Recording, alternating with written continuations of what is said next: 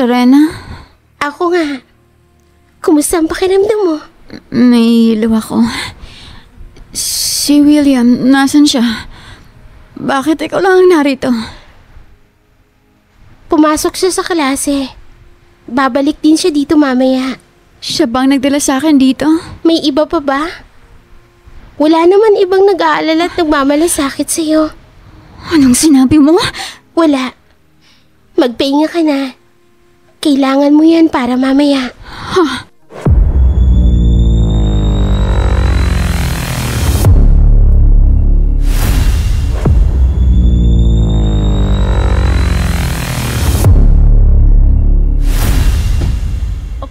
William?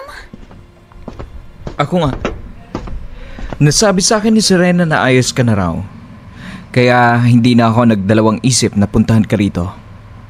Kumusta na ang pakiramdam mo? Maayos na. Medyo masakit lang ang katawan ko. Konting pahinga lang ang katapat nito, Prinsipe William. Magiging maayos na rin ako. Mabuti naman kung ganon. Nag-aalala ako sa'yo. Talaga? Oo naman. Bago nga pala ang lahat, Bella. May nais lang akong itanong sa'yo. Ano yon? Ikaw lamang ba talagang mag-isa ang nasa kuweba ng mga oras na yon? William?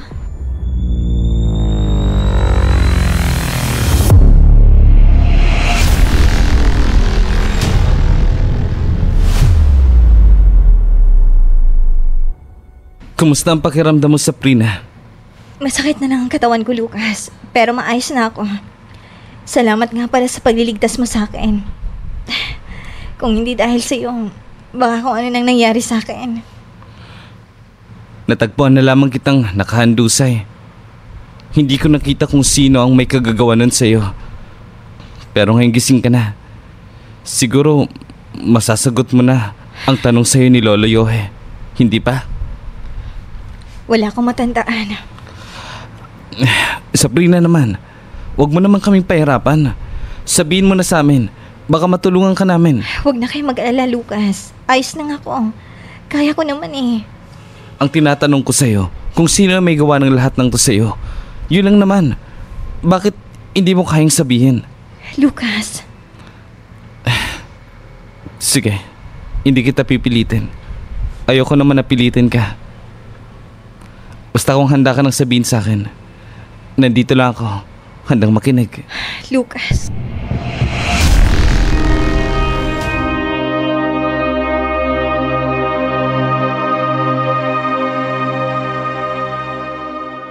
Oo, mag-isa lang ako doon. Wala akong naabutan. Napahamak ako dahil tinuklaw ako ng isang ahas. Ngunit ang sabi mo sa akin, merong nagmamatsyag sa atin. Akala ko lang pala yun, pero wala naman pala. Huwag mo nang itindihin yun. Nagkamali lamang ako ng hinala. Ha? Ang mahalaga ngayon, ligtas ako. At salamat sa pagliligtas mo sa akin, Prinsipe William. Ganun ba? Walang anuman.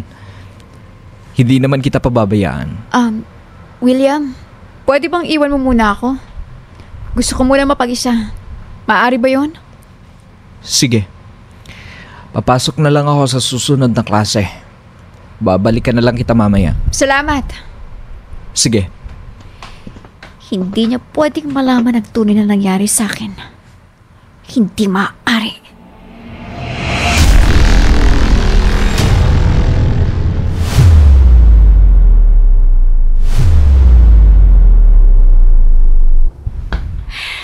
Sabrina.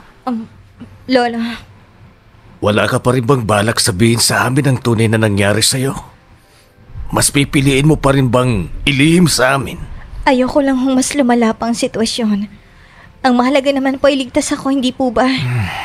Oo, ligtas ka.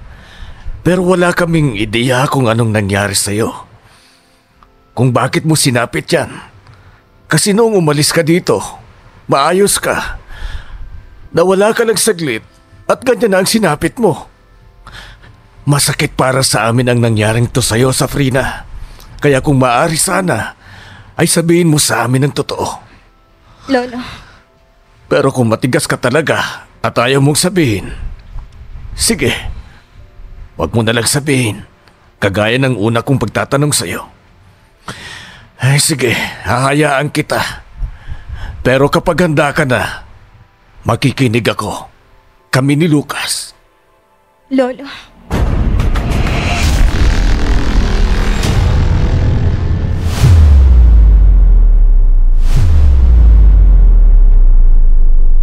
Tama nga si Serena. Mukhang hindi nagsasabi ng totoo si Bella. Parang meron siyang itinatago sa akin. At yun ang kailangan kong malaman. Pero paano ko siya huhulihin sa sarili niyang bibig? Matalino si Bella. Mapanlin lang. Kailangan kong umisip ng paraan upang malaman ang totoo. Hindi ako papayag na lokohin niya ako. Kailangan kong malaman kung ano talaga ang tunay na nangyari sa kanya.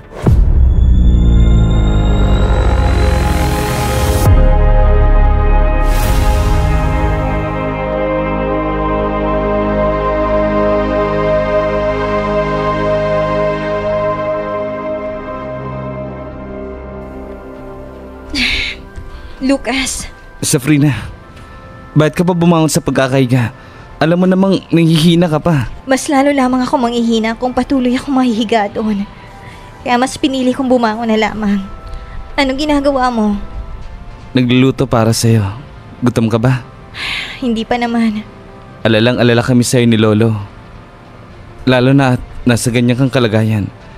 Hindi namin alam ang gagawin. Para kaming nawala ng lakas nang makita kang ganyan ang kalagayan mo. Lucas.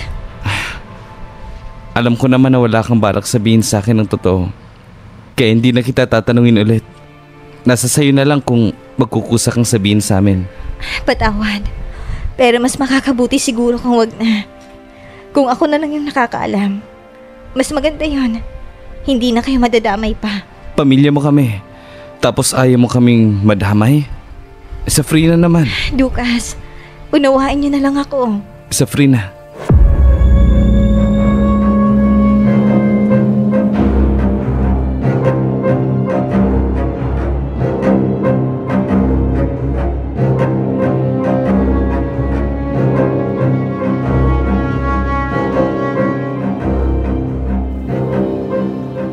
William, ang aga mo naman yata.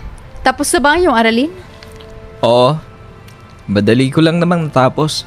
Eto, dinalan kita ng paborito mong pagkain. Eto, kainin mo. Para madaling manumbalik ang lakas mo. Ang bait mo yata sa akin ngayon ah. Hindi mo ako sinusungitan katulad ng dati. Parang nag-iiba na rin ang pakikitungo mo sa akin. Dati kung makapagsagutan tayo, kulang na lang magpatayan tayong dalawa eh. Ngayon parang ang gaan lang. Ako na lang yata yung palagi nakikipagbangayan sa iyo eh. Bakit? Ayaw mo ba ng pagbabago ko? Hindi naman sa ayaw ko. Naninibago lang ako. Kumain ka na lang. Huwag mo nang intindihin ang mga pagbabago ko. Salamat ulit dito ah. Ikaw, sabayan mo na akong kumain. Baka hindi ka pa kumakain. Kumain na ako bago dumating dito. Ganun ba? Sino nga palang nag-alaga sa akin at gumamot? Si Serena. Siya ang nag-alaga sa'yo. Nasaan siya? Ayoko muna siyang makita. Bakit naman? Bakit ayaw mo siyang makita? Basta ayoko lang muna siyang makita. William, pwede bang ikaw na muna mag-alaga sa akin? Akala ko ba maayos ka na? Konting pahinga na lang naman ang kailangan mo, hindi ba? Oo, kaya lang nababagot ako rito eh. Kaya pwede mo ba akong samahan? O sige, kung yan ang gusto mo. Salamat.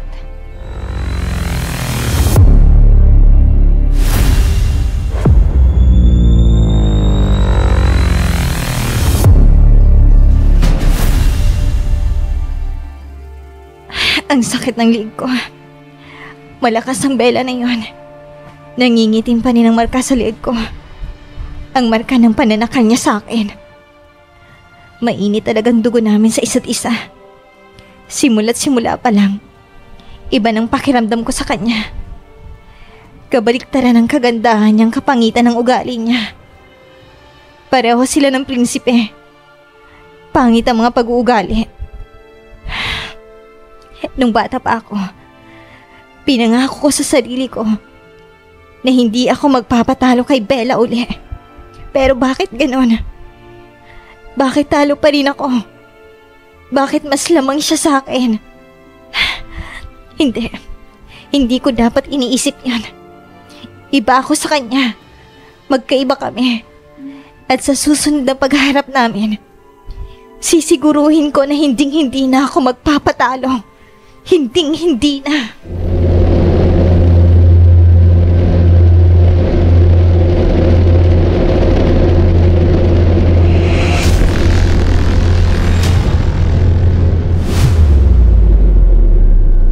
Tama ka nga si Reyna.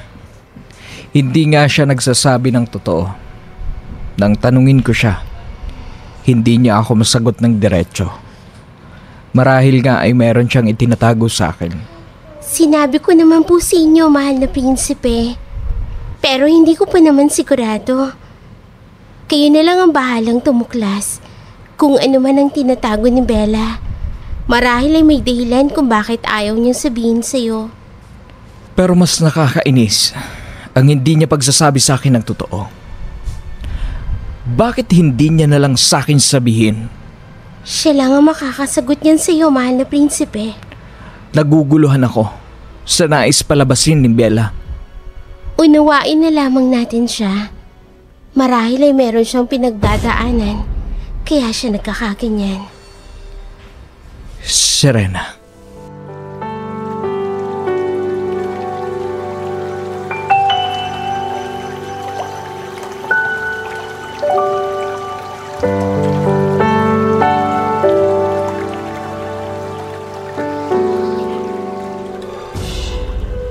Nabalitaan ko ang nangyari.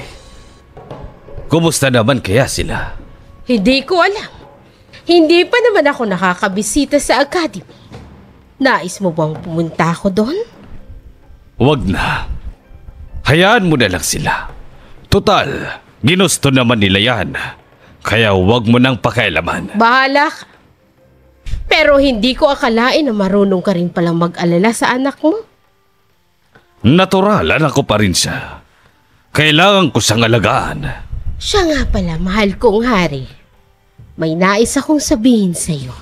Ano yun, Reyna Alona? Hindi ko gusto si Serena. Bakit pa natin siya kinakailangan? Kakailanganin natin ang angking galing ni Serena sa paggagamot. Siya ang magpapanatiling ligtas kay William at Bella.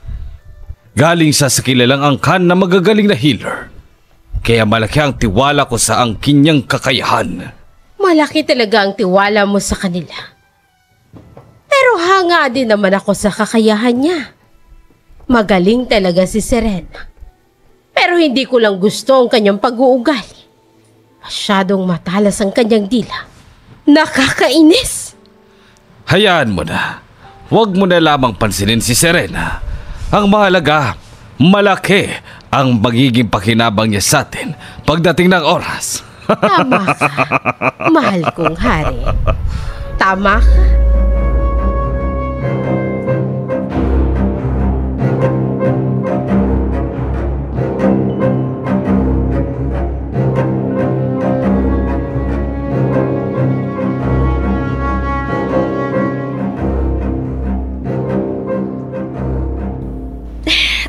Ang sakit ng katawan ko. Ay, Safrina. Huwag mo na kasing pilitin ang sarili mo. Hayaan mong ako na ang gumawa ng mga yan. Lamog pa ang katawan mo. Nakakahiya naman po. Ako na lang pong gagawa ng mga ito, Lolo. Nako. Hayaan niyo na po ako. Gusto ko lang naman po kayong tulungan. Ay, kaya ko na ang mga ito. Magpahinga ka na lang para bumalik ka agad ang lakas mo. Sige na. Masama po bang loob mo sa akin, Lolo? Kailanman ay hindi ko kayang magtanim ng sama ng loob sa'yo, Safrina. Alam mo yan. Hindi kita kayang tiisin. Hindi ko kayang magalit sa'yo ng matagal. Maraming salamat, Lolo. Pasensya na po kayo kung hindi ko kayang sabihin sa'yo ang totoo. Hindi ko man alam ang totoo, pero uunawain pa rin kita. Kasi alam ko, malalim ang dahilan mo kung bakit ayaw mong sabihin sa akin ang totoo sa amin ni Lucas. Lolo, Ay, sige na. Magpahinga ka na. Hayaan mo na ako ang gumawa ng mga yan. Kapag ayos ka na, kapag magaling ka na, maaari mo na kaming tulungan ni Lucas. salamat Lolo.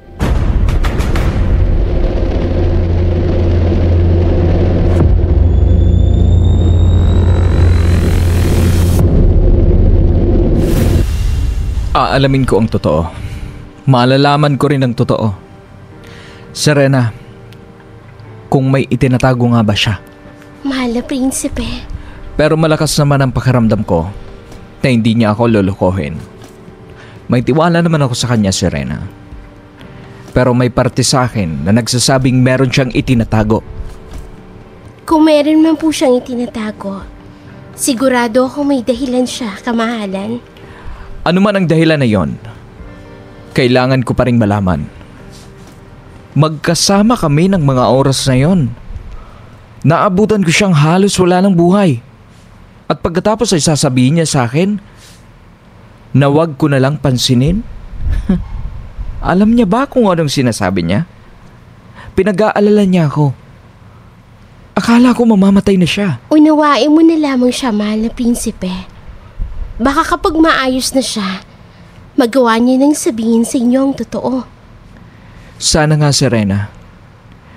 Dahil mababaliw na ako sa kakaisip kung ano ba talaga ang tunay na nangyari.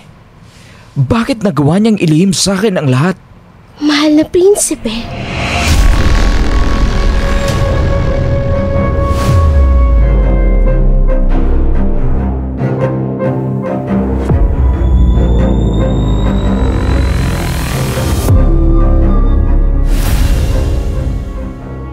Hindi ko pa halos maigalaw ang katawan ko.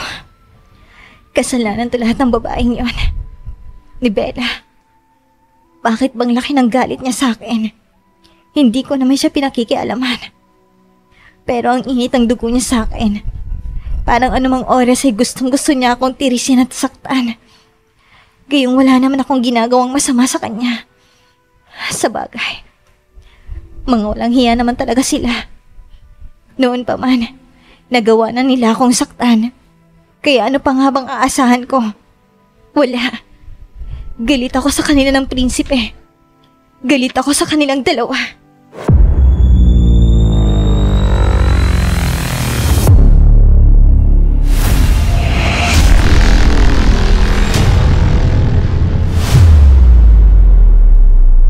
Nakakainis!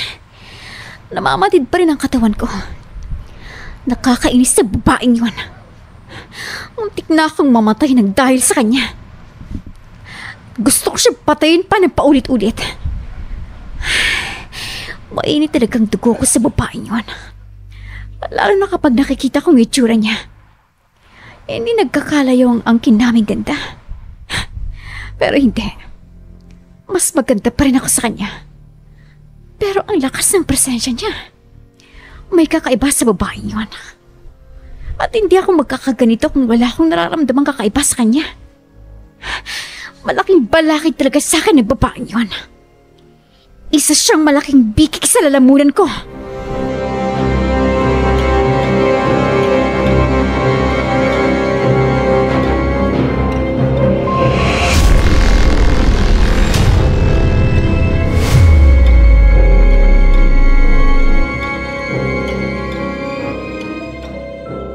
Bella? William! Tulala ka yata. May iniisip ka? Pwede mo namang sabihin sa akin. Baka matulungan kita. Wala. Iniisip ko lang kung hanggang kailan ako magigising. Hanggang kailan ako magiging ganito. Para akong tanga. Hindi ko magawa ang mga gusto ko. Dahil hindi ako makagalaw ng maayos dahil sa lamog kong katawan. Namamandid pa. Tingnan mo. Tingnan mo ang mga kamay ko. Wala akong magawa. Nakakainis. Hayaan mo na. Babalik ka rin naman sa dati. Huwag mo nang intindihin kung ano man ang nangyayari sa'yo ngayon. Ang mahalaga, nakaligtas ka. Hindi ba? Ha? Yun naman ang mahalaga eh. Ang maayos ang lagay mo. Oo, dahil yun ang mahalaga. Tama. Kaya huwag ka nang mabagot. Mainis. Dahil magiging maayos ka rin. Hindi lang kasi talaga ako sanay. Naninibago ako. Dati-dati nagagawa ko mga gusto ko. Pero ngayon hindi ko magawa. Nagpahinga ka na. Salamat sa pag-aalala mo sa akin, Prinsipe William. Walang anuman. Hindi pa rin ako kampante. Kailangang malaman ko kung ano ba talaga ang tunay na nangyari sa'yo, Bella.